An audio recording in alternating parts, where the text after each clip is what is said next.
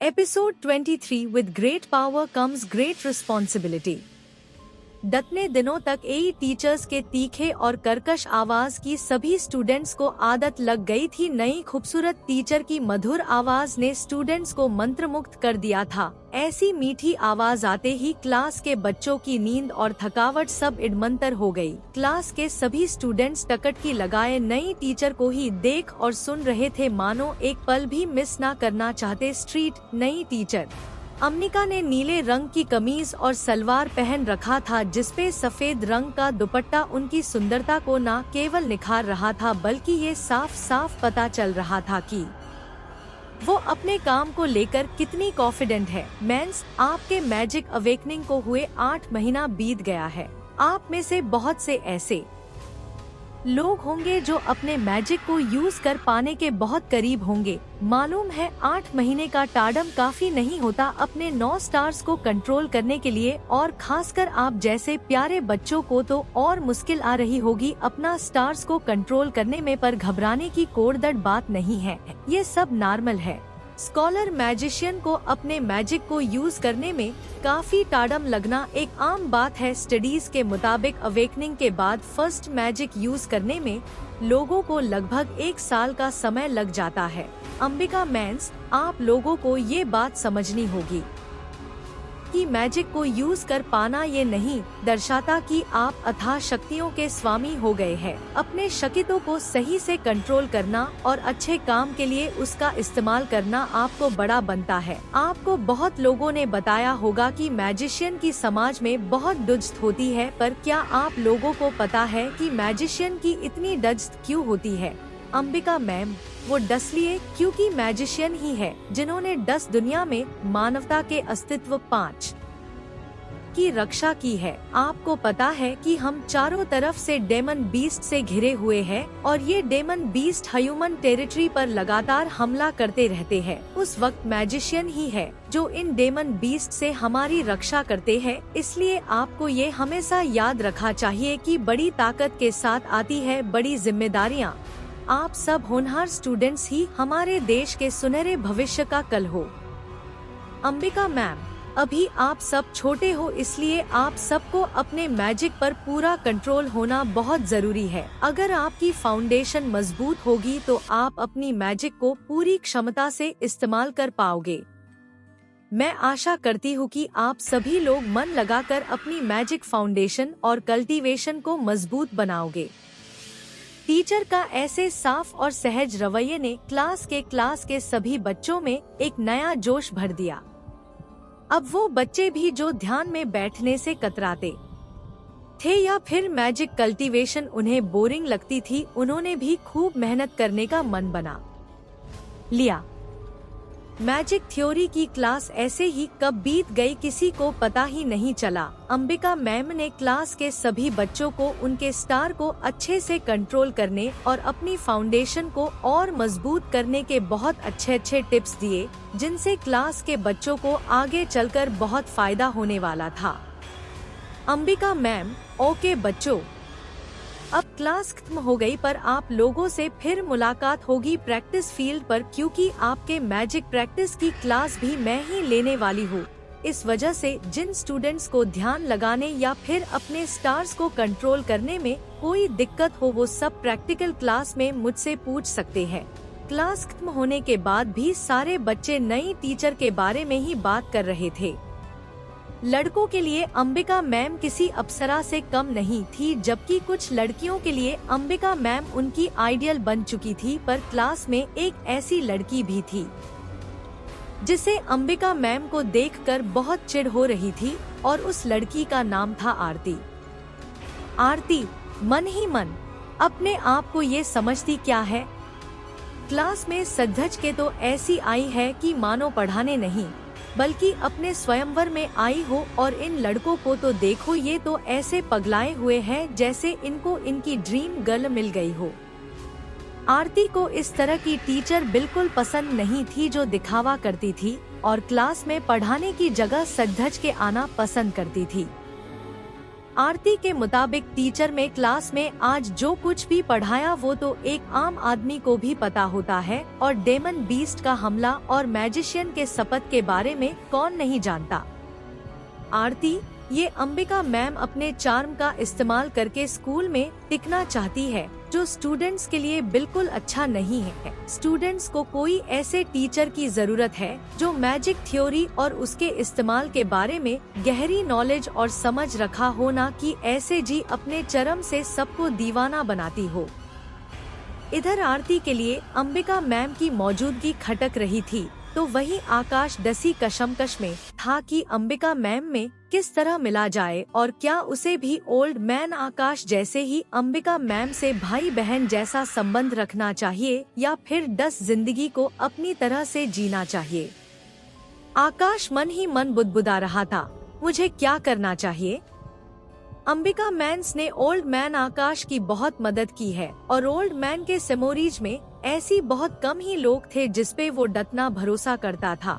खैर छोड़ो, जब ओलल्लड़ मैन आकाश ने मुझे ये नई जिंदगी दी है तो ये जिंदगी उसकी कर्जदार है, दसले ये मेरा फर्ज बनता है कि मैं उसकी इस जिंदगी के हर एक रिश्ते को निभाऊं और उसकी रक्षा करूं। आकाश, खैर मैं अपने तरफ से कोर्ट इनिशिएटिव नहीं लेने वाला, बल्कि जैसा चलता है वैसा होने देता हूँ। मेमोरी के मुताबिक जो होता है वो होने देता हूँ। ज्यादा टाडम लाइन में स्केच्छा से भी ओल्ड मैन ने सना किया था।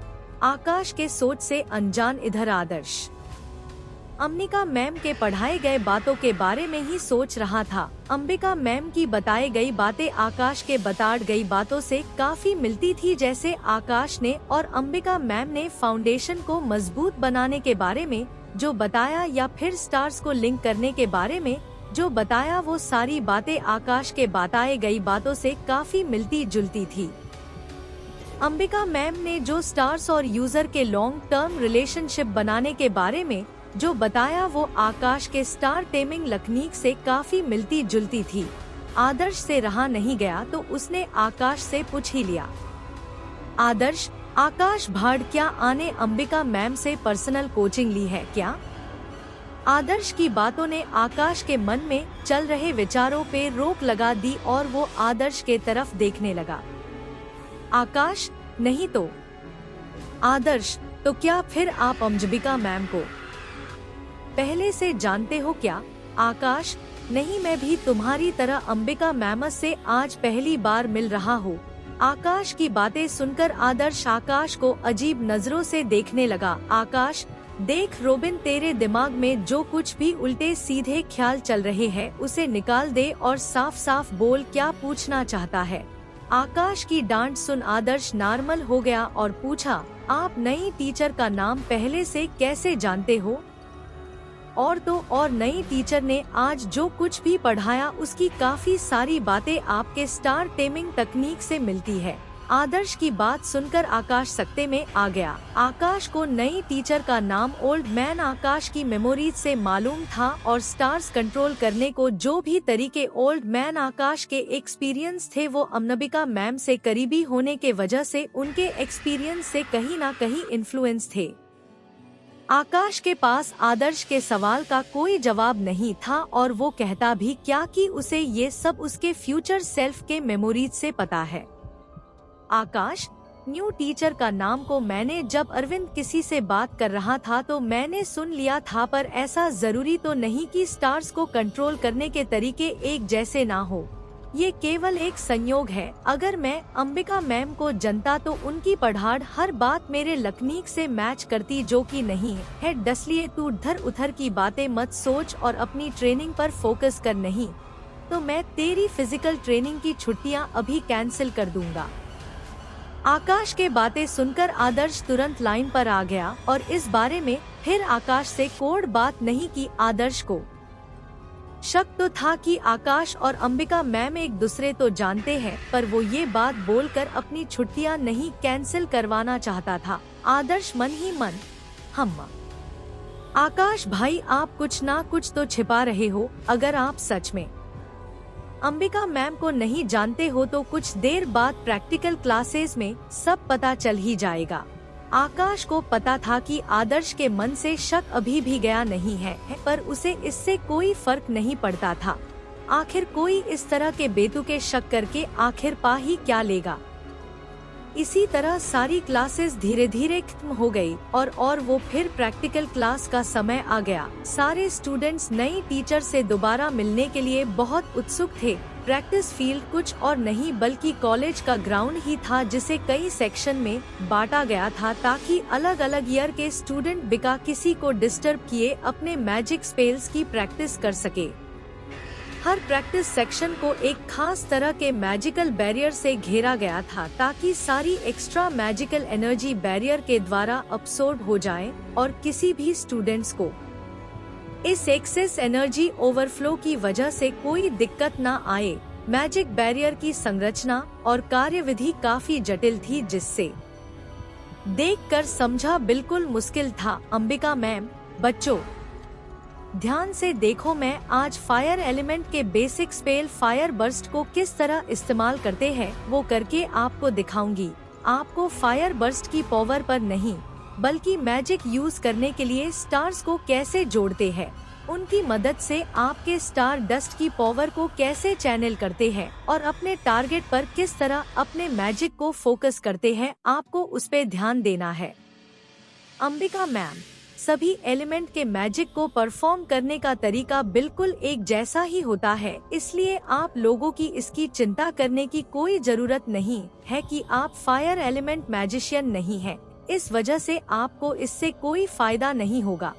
अंबिका मैम के मैजिक परफॉर्म करने की बात सुनकर बच्चों के खुशी का ठिकाना ही ना रहा। इन स्टूडेंट्स ने बहुत कम ही बार किसी को मैजिक यूज करते हुए देखा था, इस वजह से अंबिका मैम की बातों ने बच्चों के उत्साह को और बढ़ा दिया।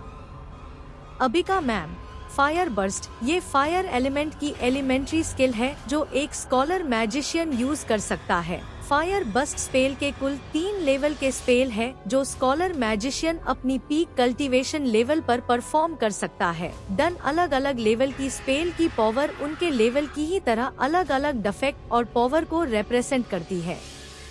अंबिका मैम, आप सब बच्चे जब अपने सारे स्टार्स को पूरी तरह कंट्रोल करके स्टार पाथ बनाना सीख जाओगे तो आप फायर बर्स्ट के पहले लेवल की स्पेल को यूज कर सकते हो। आगे के लेवल की स्पेल को यूज करने के लिए आपको मैजिक साधना करते रहना होगा और अपनी स्टार डस्ट में मैजिक एनर्जी की कैपेसिटी को बढ़ाने की कोशिश करते रहना होगा, जिससे आपका स्टार डस्ट एक्सपेंड हो सके और धीरे धीरे विकसित हो सके। तब आप भी मेरी तरह फायर बर्स्ट के तीनों लेवल के स्पेल्स को यूज कर घाओगे। क्या अंबिका मैम की मैजिक स्पेल बच्चों का मन जीत पाएगी? क्या आकाश अंबिका मैम से मिल पाएगा? क्या होगा जब आकाश और अंबिका मैम की मुलाकात होगी? जानने के लिए पढ़ते रहिए demon king of magical world केवल डार्विन साहू आर्यन आजे डी के चैनल पर।